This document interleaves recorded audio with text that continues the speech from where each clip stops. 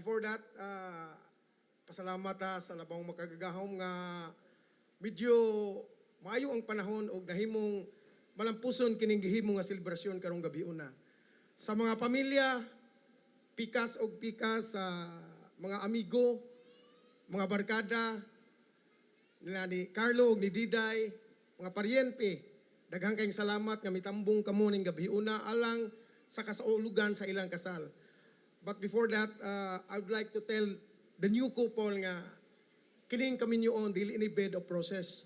Moabot gyud ang panahon nga naagyoy panagbingkil, unang-una trust issue, tapos financial.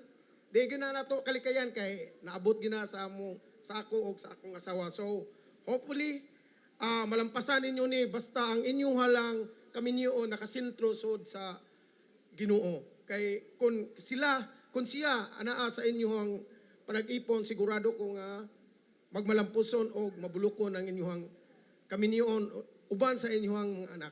Daghang salamat o may gabi ka natong tanan.